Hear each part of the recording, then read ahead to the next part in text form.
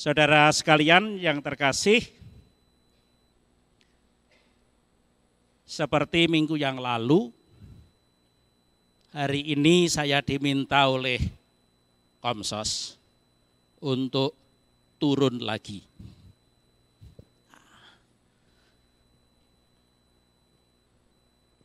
Homili ini saya harapkan singkat. Pertanyaan saya begini, atau mulainya dengan begini. Ketiga bacaan kali ini sambung menyambung. Baik tadi dari nubuat Yesaya, surat Paulus kepada jemaat di Roma maupun dari Injil Matius. Pertanyaan saya adalah, saya akan mulai dari yang mana? Mulai dari bacaan pertama atau kedua atau dari Injil? Sekarang siapa mau berani spekulasi?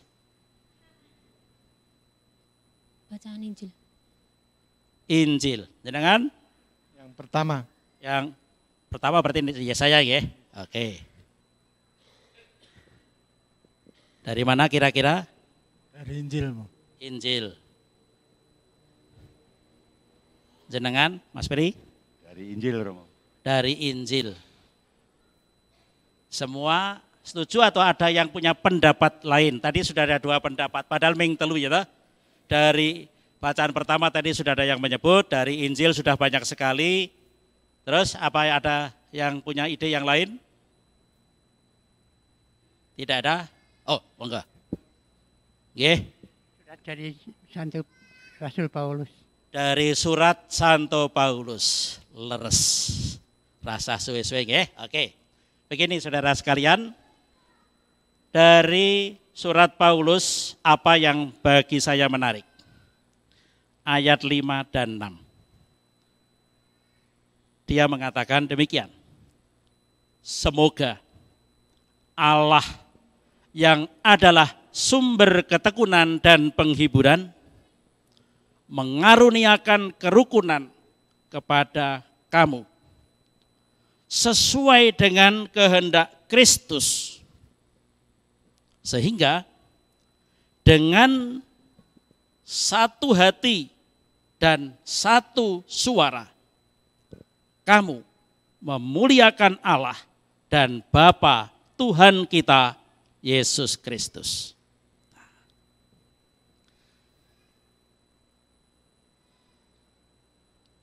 Ini bagi saya adalah doa Paulus. Doa Paulus untuk kita semua.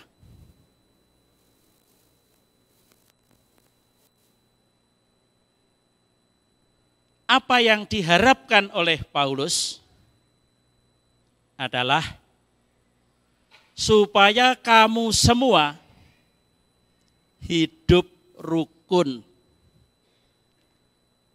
Kerukunan yang diharapkan Paulus berdasarkan satu pedoman, yaitu sesuai dengan kehendak Kristus. Kalau kita semua hidup rukun sesuai dengan kehendak Kristus, maka kamu semua dapat memuliakan Allah, Bapa yang Maha Kasih, dengan satu suara dan satu hati. Nah, begitu kurang lebihnya ya. Itu harapan Paulus. Dan karena itu, untuk saat ini rasanya bagi saya itu menyentuh hati. Maka ini juga menjadi harapan saya untuk Anda sekalian. Hidup rukun sesuai dengan kehendak Kristus, sehingga dapat satu hati, satu suara memuliakan Tuhan. Kerukunan seperti apakah yang diharapkan atau digambarkan oleh Paulus ataupun juga mungkin oleh kita? Kita tinggal menemukan di dalam bacaan-bacaan. Apakah ada yang ingat kira-kira gambaran hidup rukun itu seperti apa? Saling mengasihi. Saling mengasihi. Dengan menambahkan Saling menghargai. menghargai. Dengan banyak menambahkan Saling pengertian kepada sesama. pengertian kepada sesama. Saya mau tanya kepada yang beruban sama seperti saya. Monggo Pak Uban. Kerukunan seperti apakah yang dibayangkan oleh Paulus dan juga yang kita bayangkan atau jenengan bayangkan? Nggak tahu. Kerukunan seperti apa? Yen urip rukun karo bojo niku kudune kepriye? Gitu mosok enggak tahu. Berdamai. Berdamai. Niki napa sok padu ceritane? Mboten ta nggih? Mboten berdamai karo bojo niku tegese nampa apa sing sediake bojo di esuk lali gawe teh terus diunek-unekke lah niku mboten rukun ngoten ta nggih? Oke, tos. Jos. Satu lagi. Yes. Ah. Oh, nah ini pengen iki. Iki bojo iki. Nah, itu. Itu hidup rukun dengan keluarga, yang pertama dengan bojo.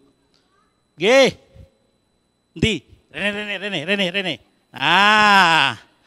Piye hidup rukun yang kamu bayangkan iki seperti apa? Rukun karo bapak. Apa? Rukun. Ya, rukun ki ngopo? Rukun ki ngopo? Kasih sayang. Kasih sayang. Kamu merasa dikasihi bapak apa ora? Iya. Nggih.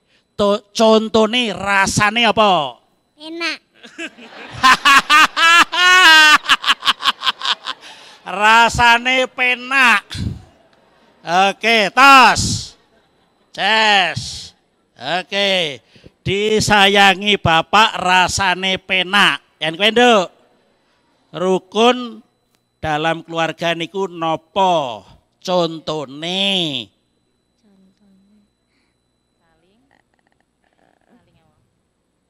Saling mencintai. Saling mencintai. Mencintai ibu. Nggih. Niku yang mencintai ibu niku apa? Tandane. Suka bantu bersih-bersih rumah. Bantu bersih-bersih rumah. Yen tak dawe nyapu gereja gelem mboten?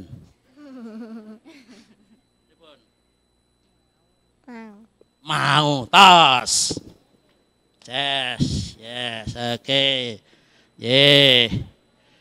Nah, saudara-saudara, itu contoh-contoh apa tadi?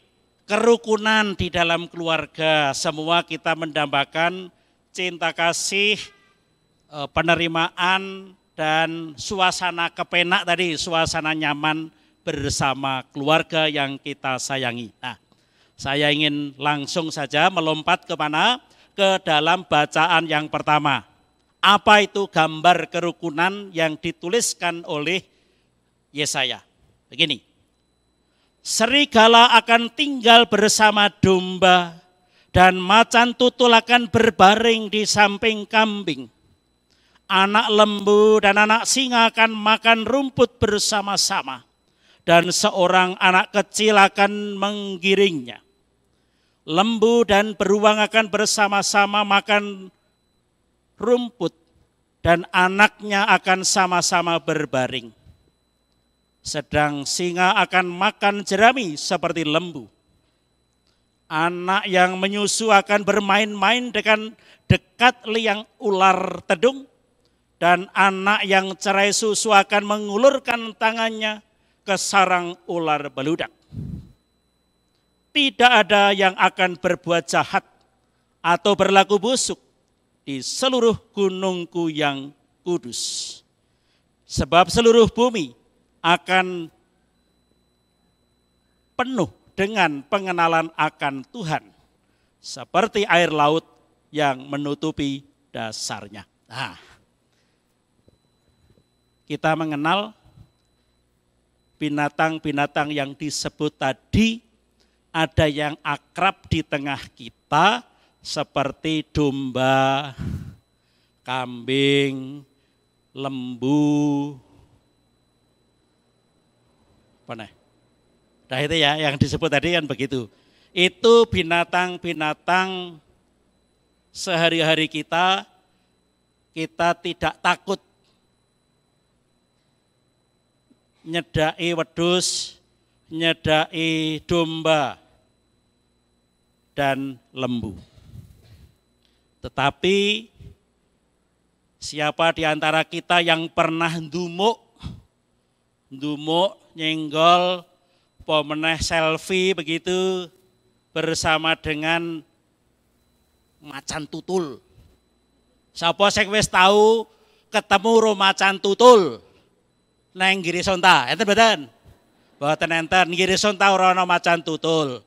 Selain itu anak singa. Pun tahu ketemu napa dereng? Anak singa. Pun neng Bonbin ya ora tahu ketemu? Ora tahu, berarti perlu hiburan, perlu piknik, gitu. Nanti kapan-kapan piknik mbuh neng ngendi? Bonbin Mangkang, mbuh neng Gembira Loka, mbuh neng Taman Safari, ngoten nggih? Coba nanti ndelok macan tutul terus ngulurkan tangan. Ayo wani bara, kan gitu kan? Nah, artinya apa? Itu tadi macan tutul terus apa mau? Singa sama yang terakhir apa? Beruang. Pernah ndelok beruang? Pernah. Neng ngendi le ndelok? Bonbin. Bonbin. Bonbin mana? Jogja kayaknya. Kok kayaknya iki lho. Sudah lama.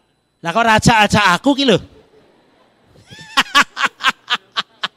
Oke, belum kenal. Oke. Nah, jadi penulis kitab Nabi Yesaya menggambarkan binatang-binatang liar, binatang-binatang yang ganas, yang medeni. Tetapi digambarkan di sini berbaring di samping kambing, makan rumput bersama-sama. Bahkan seorang anak kecil akan bermain-main dengan beruang. Berani? Tidak berani. Padahal Nabi Yesaya mengatakan anak-anak akan berani bermain-main. Tadi yang belum disebutkan lagi apa? Ini anak yang menyusu. Nanti ana lagi anak sing lagi netek. Anak lagi nenen bermain-main dengan dekat liang ular tedung, dan anak yang cerai susu berarti wis ngombe brotowali tadi kita cerai susu akan mengulurkan tangannya ke sarang ular beludak. Lah coba ta medeni ta. Ular beludak itu lebih ganas, lebih berbahaya daripada sekedar ular kobra, ular apa sing iso nyembur itu. Yen piton ora nyembur ya. Piton ki gulung. Nah, gitu. Ora koros itu. Kalau di Amerika Latin jenenge anaconda. Nah, anak-anak tidak takut terhadap binatang-binatang seperti itu. Itulah yang saya tangkap. Bagaimana penulis kitab suci dalam hal ini adalah Nabi Yesaya memberikan gambaran kepada kita. Begitulah seharusnya kalau kita mau hidup rukun. Nah, dalam konteks ulang tahun kita gereja Girisonta, ada yang masih kelingan, masih ingat temanipun menapa? Maguyup sanggup. Nah itu, kita sudah merumuskan sebelum bacaan ini dibacakan hari ini. Bulan November yang lalu, 3 minggu yang lalu kita bersama-sama sudah merenungkan dan mengingat kita ingin umat paroki Girisonta ini maguyup, rukun. Apa artinya? Kalau kita rukun, kita itu maguyup dan rukun, itu berarti masing-masing dari kita tidak akan menonjolkan diri. Panitia berhasil, kuwi mergo aku. Yang ra ono aku, mana bisa. Nah, itu namanya menonjolkan diri. Yang lain lagi apa? Merendahkan orang lain. Apa itu merendahkan orang lain? Isamu apa? Mempertanyakan, isamu apa? Raisa apa kowe? Bodoh, goblok, apapun itu. Jadi itu merendahkan orang lain dengan bahasa-bahasa seperti itu. Dari kata sing ketok halus nganti sing tadi koleksi kebun binatang tadi kita. Itu. Nah, orang bisa hidup rukun karena tidak ada yang menonjolkan diri. Tidak ada yang merendahkan orang lain. Masing-masing dari kita demi kerukunan itu gelem ngalah, gelem ngrungokake, gelem atur usul. Iki prayogane sing kaya ngene. Iki apike sing ngurusi kae. Ada usul itu untuk apa? Untuk ke depan. Jadi kalau orang hidup rukun itu orang utik-utik. Utik-utik napa? Utik-utik niku apa yang pertama utik-utik? Utik-utik upil ya, pertama kali kan utik-utik upil ya. Upil ki apa ana sing upil? Penantan sing nyoba ngrasake upil? Kita tidak akan ngutik-utik upil ya. Ping pindho ngutik-utik. Ping telu ngutik-utik koreng. Itu sing biasanya diutik-utik. Jadi ngutik-utik itu biasanya konotasinya negatif. Nah, kita tidak akan ngutik-utik perkara-perkara sing elek, sing mambu, gitu, mambu kabeh tadi. Sing jijiki gitu. Tidak akan ngutik-utik hal macam itu. Saudara kita mungkin membuat kesalahan. Ya wis, ora apa-apa. Itu untuk pembelajaran kita semua. Itu justru berguna. Karena ada saudara yang telah melakukan kesalahan, itu justru kita dibantu untuk refleksi.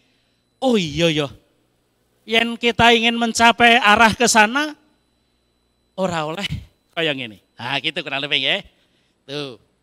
Kenapa? Nah, kita wong Jawa, kelingan pituturi simbah.